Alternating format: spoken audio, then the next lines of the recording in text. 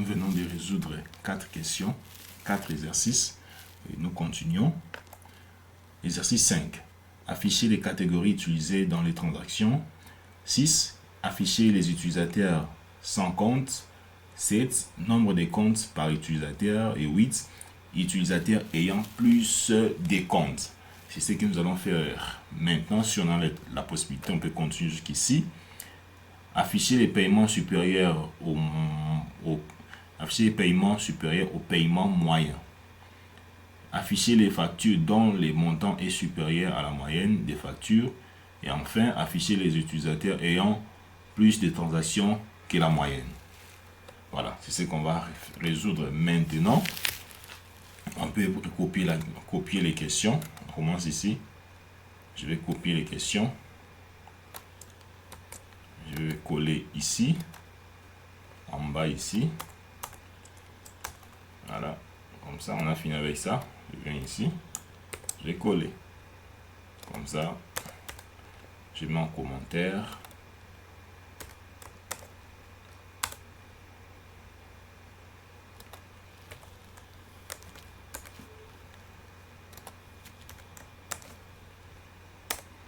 Comme ça, je mets en commentaire. Comme ça, on commence à résoudre. Comme on vient de faire. Voilà. Comme ça. Pour finir. Comme ça. Voilà. On commence à l'exercice 5. Exercice 5. Afficher les catégories utilisées dans les transactions. On sait déjà que la table des catégories est en relation avec la table des transactions. Si on vient ici, dans notre diagramme ici, on va vérifier. On va double-cliquer. On va double-cliquer ici. On va voir catégories et transactions s'ils sont en relation, en synergie.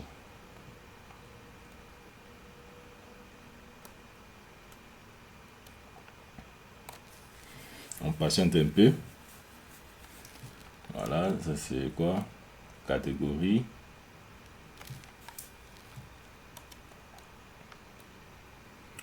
On patiente, ça charge les tables.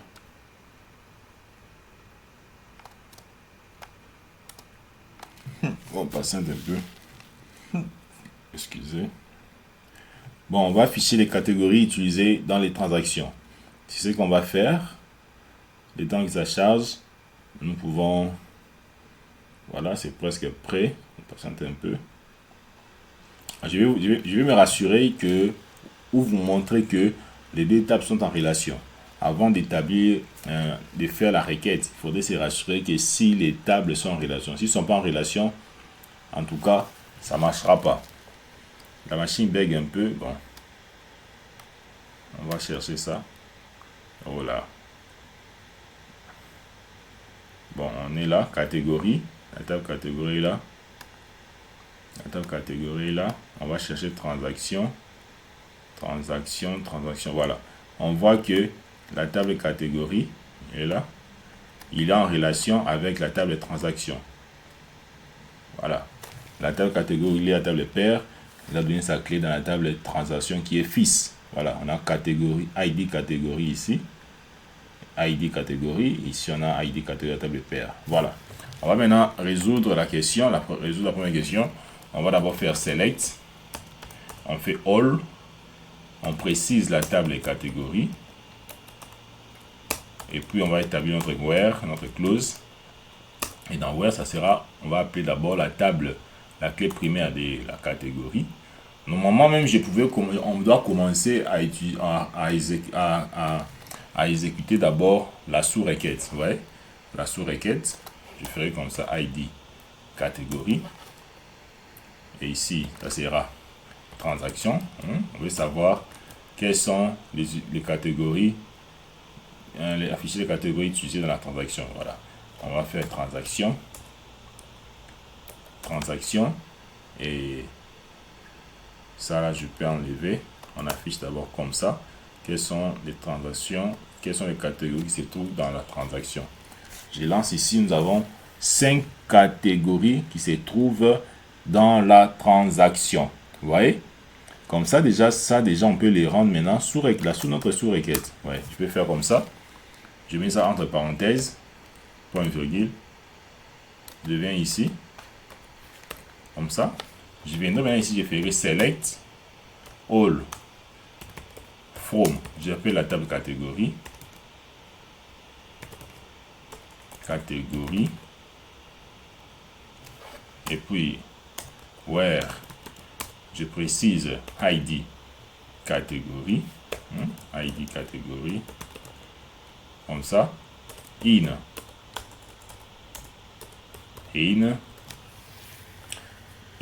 C'est maintenant dans in, je vais mettre maintenant dans la sous-requête. Voilà. Et dans cette sous-requête, ça nous retourne 5 lignes. Maintenant, je vais exécuter le tout. F5. Voilà, on a 5 lignes. Donc, on a les noms de la catégorie, salaire. Les types de revenus, c'est revenus. Les types, c'est revenus. Transport, ici, c'est dépenses. Alimentation, dépenses. Ouais. Donc, ici, nous avons retourné les catégories utilisées dans les transactions. Voilà comment on peut le faire ici. Voilà. On continue. On passe au numéro 6. Si vous avez des questions, des préoccupations, des contraintes, des difficultés, laissez-nous un message, laissez-nous en commentaire. Écrivez-nous le numéro WhatsApp, ça se trouve en description. Maintenant, ici, on va afficher les utilisateurs sans compte. Les utilisateurs qui n'ont pas de compte, c'est-à-dire la table des utilisateurs est en relation avec la table compte. Je ferai select. Je commence avec la sous-requête. On va tester quels sont les utilisateurs qui n'ont pas de compte. Je ferai ID utilisateur. Puis avant ça ne marchera pas comme ça. Je fais comme ça. Je fais même ici. Je fais from compte. Point virgule. Et ici, j'appelle la clé étrangère. La clé étrangère, c'est ça. Je sélectionne. Je vais exécuter. On a 10 lignes. Hein. On a 10 lignes. Ce sont les différents utilisateurs qui ont des comptes. Ils sont à 10. Vous voyez, ils sont à 10. Maintenant, on va introduire ou injecter notre sous-requête. Je fais from utilisateur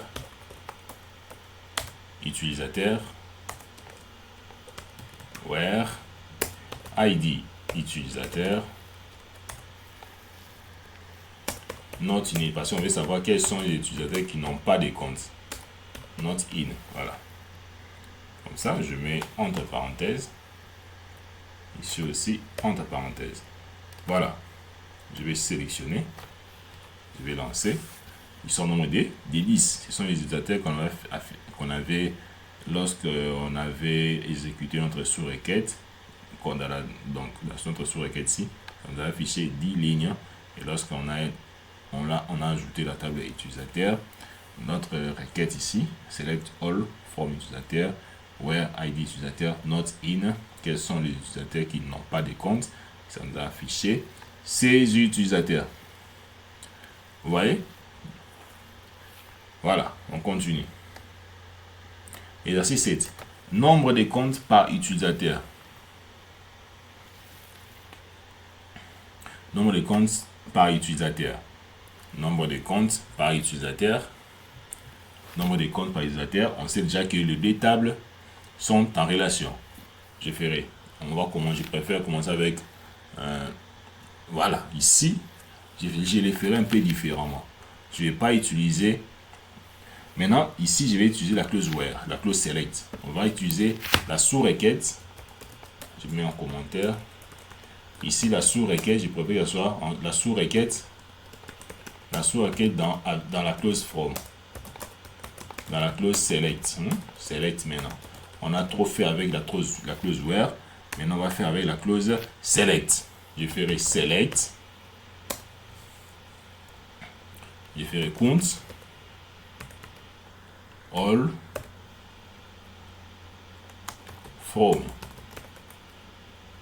compte, on va les renommer temporairement à C et where sera C utilisateur, ça sera égal à, et bon, ça sera égal à l'utilisateur, non? Ça sera égal à l'utilisateur, on va les renommer par U, hein, utilisateur. Je peux copier ça. On sait que ces deux tables sont en relation. Et les U, c'est l'utilisateur. Ça peut afficher l'erreur comme ça, c'est pas grave. Et je vais les renommer. J'ai mal commencé, bon, je devais commencer comme ça. Comme ça, je mets ça entre parenthèses. Je vais donner un nom. Je dis nombre de comptes, hein, on veut ça, nombre de comptes par utilisateur. Nombre de comptes, ça c'est notre sous-requête. Et maintenant, je vais afficher la requête qui est au-dessus de cette sous-requête. Ça sera select. La clause from, hein, je voulais faire ça un peu différemment. Point. Au lieu que ça puisse nous afficher les erreurs, je viens ici. J'ai fait from utilisateur. Hein. Utilisateur. U. Comme ça. Là, on aura plus cette erreur. Voilà. Et point non. Point non, virgule. Et ici, je vais pousser à arranger le design, la présentation. Comme ça. Voilà. Je vais sélectionner s'il y a l'erreur, on va corriger. Bon, ici, nous allons afficher 20 lignes, donc 20 utilisateurs. Non, 20 comptes par utilisateur. Vous voyez, 20 comptes par utilisateur. On a utilisateur 1, utilisateur 2. Voilà. Ici, nous avons fait comment? Ici, on a compté à compte, ça nous permet de compter. Compte, ça permet de compter. On compte le nombre de comptes. Ici, on a compté le nombre de comptes. Et ici, on a introduit notre select. Et dans select, nous avons seulement retourné les noms de l'utilisateur. Ça, c'est le nom de l'utilisateur parce que l'utilisateur, on l'a abrégé par U. On a affiché le nom de l'utilisateur et on a injecté dans select notre sous-requête. Notre sous-requête ici. Et ici, on a juste compté le nombre de comptes. Et on l'a renommé temporairement. Et voilà. On a affiché les résultats. Voilà comment utiliser la sous-requête dans la clause from. Maintenant, je vais utiliser la sous-requête dans la clause dans la clause from. Là-bas, c'est dans la clause select. Maintenant, on va utiliser la sous-requête dans la clause from. C'est quoi la question? Utilisateur ayant plus de un compte. Ayant plus de un compte, je ferai select from. Ici, j'injecte maintenant la sous-requête select ID. Je mets d'abord comme ça. Comme ça, je précise le nom de la table. Pour ne pas avoir les erreurs. From, je vais afficher la table compte. La table compte. Et la table compte, on sait qu'il est en relation avec l'utilisateur. Je vais appeler sa clé étrangère. Et ici, je vais compter. Je vais compter le nombre de comptes par utilisateur. Je vais donner un nom as nombre. Vous voyez, comme ça. Et je vais grouper. Hein. Je peux grouper. Je peux faire group by ID utilisateur. Pour que, voilà, ça puisse nous retourner une seule ligne. Hein. ID utilisateur. Je fais la parenthèse. Je vais les renommer par T. Et je descends la ligne. Je vais poser ma condition parce que ici, je vais poser ma condition. Je dirais NB. NB c'est quoi? NB c'est ça. C'est ce compte ici. NB, ça sera supérieur. Ça sera supérieur à 1. Comme ça. Pour la meilleure lisibilité, je préfère que ça soit comme ça. Pour qu'on puisse bien voir. Très bien. Comme ça, je suis from. Ça descend aussi. Group by aussi. Ça descend. Comme ça. Ça, ici, nous avons utilisé la sous-requête dans la clause from. Dans la clause from. Select. On a compté le nombre de comptes. On a groupé par l'ID compte qui est dans select. Et puis, on a établi notre condition NB inférieure à 1. Je vais sélectionner. Plutôt, il y aura une erreur. Je sélectionne le tout. Je lance. Ça nous affiche quoi? Ça nous affiche 0. Donc, c'est-à-dire, il n'y a pas les utilisateurs. Il n'y a pas les utilisateurs qui ont plus de un compte.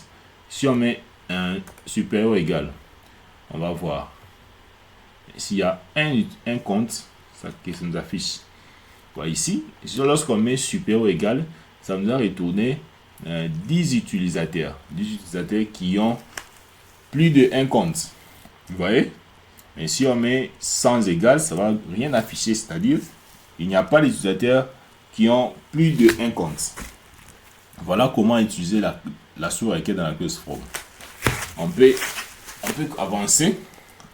J'ai fini avec les 8 questions. Le 1, 2, 3, 4, 5, 4. Voilà. Je vais prendre encore d'autres. On finit directement. Ici. Voilà. Je vais venir ici. Je prends les 3 questions. On va les faire rapidement. 3 questions. Je viens ici. Je vais mettre ça. Je vais coller ici. Je mets en commentaire. Comme ça. Ici aussi. Voilà. Exercice. Ici. Voilà. Et puis, pour finir, ça aussi, je vais mettre ça en commentaire et puis je commence à résoudre.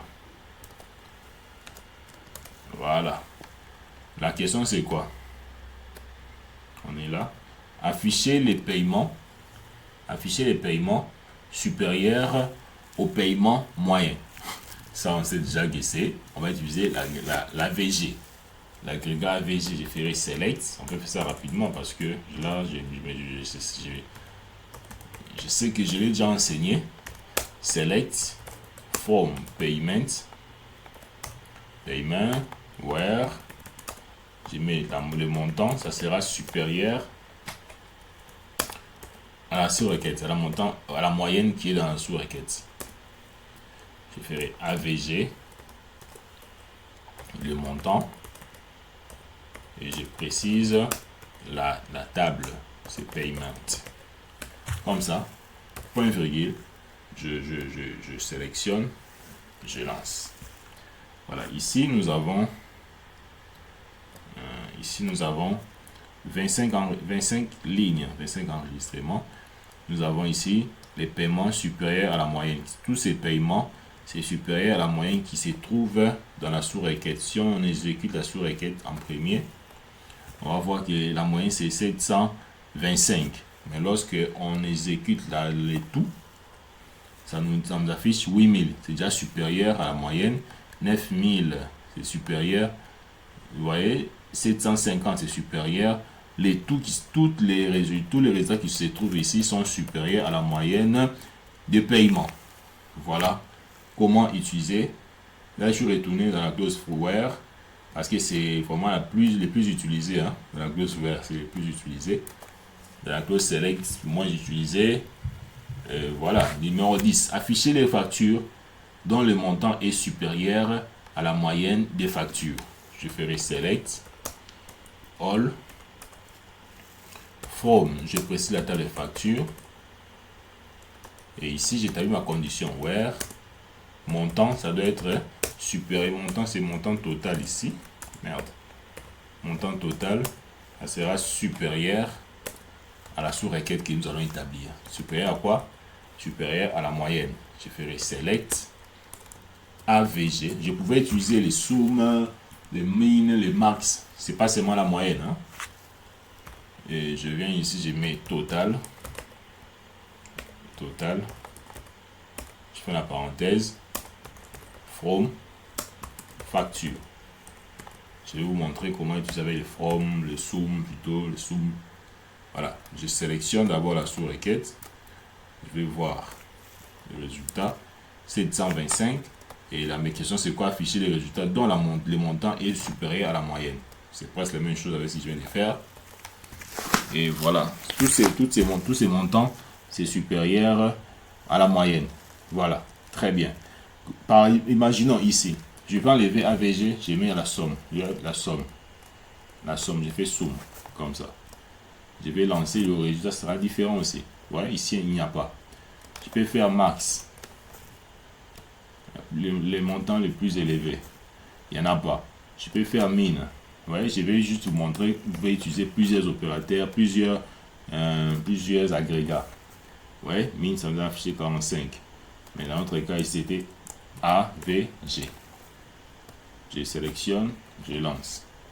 Voilà. Et pour finir, on va maintenant afficher les résultats, les utilisateurs ayant plus de transactions que la moyenne. Voilà. On va faire ça pour finir cette vidéo. Je ferai select, ça sera select. All ici, from, transaction. Voilà. Et puis, je vais grouper. On va grouper sur quoi? On va grouper sur... on va faire un groupe bas ici. Ici, on attend. Je viens ici. Je mets ID utilisateur. ID utilisateur. Je vais compter. Je vais compter ici. Et je vais donner un nom MB underscore transaction. Transaction. Je viens dans groupe bas, je vais afficher ça. Ce qui est dans select, je l'appelle ici. Et je vais mettre ma condition having. Lorsqu'on utilise goodbye, on n'utilise pas where, mais on utilise la clause having. Je peux même copier ça dans count. L'having, ce sera dans ça, dans count, qui est dans select ici. Je peux le copier, mais j'ai voulu l'écrire. Ça sera supérieur. Supérieur à quoi? C'est supérieur à la moyenne. Ça sera supérieur à la moyenne. À la moyenne, je ferai select AVG number. Ça sera supérieur à quoi? Number. Je fais la parenthèse. From. À la ligne. Bon, je vais ranger après. From. Je mets encore une sous-requête. Count. Comme ça. As NB. Voilà, je viens ici. Je fais from. Transaction. Group by. Je vais vous expliquer à la fin. Group by ID. Utilisateur. Je viens ici, je mets T, je viens ici, point virgule, comme ça. Je vais maintenant arranger un peu pour qu'on puisse bien voir by having select. Ici il y a une erreur. Ici j'ai oublié de mettre parenthèse. Parenthèse, je vais fermer ici. Je viens ici, j'ai fermé. Ici aussi, j'ai fermé. J'essaye d'abord d'exécuter. Ça n'affiche rien. Voilà, ici, nous avons fait comment? Ici, nous avons affiché l'utilisateur, l'ID utilisateur qui est clé étrangère dans la table de transactions. Et nous avons compté le nombre de transactions, et ces transactions. Et puis, on a groupé notre ID utilisateur. Et après, nous avons établi notre condition. Having, si having est supérieur à notre moyenne ici, ça nous affiche quoi? Ça nous affiche les résultats. Donc la moyenne c'est quoi? Ici on vient, ici on dit AVG moyenne de number. Number c'est quoi? C'est le compte, c'est le nombre de plutôt number c'est le nombre de transactions. Vous voyez? Nombre de transactions, c'est ça, nombre de transactions par utilisateur. Donc, on a juste affiché on a mis dans l'AVG ici la moyenne des transactions que nous avons fait dans notre sous-requête ici. Vous voyez, j'ai fait des sous-requêtes imbriquées. Voilà, je sélectionne, j'exécute. Ça ne nous affiche rien. Si j'ai mis égal, excusez, si j'ai mis égal, ça nous affiche 5 lignes.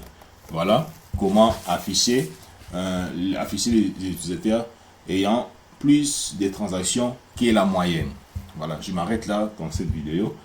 Et si cette vidéo vous a plu, laissez un message, likez, partagez, laissez un commentaire. Voilà, ça nous fera énormément du bien.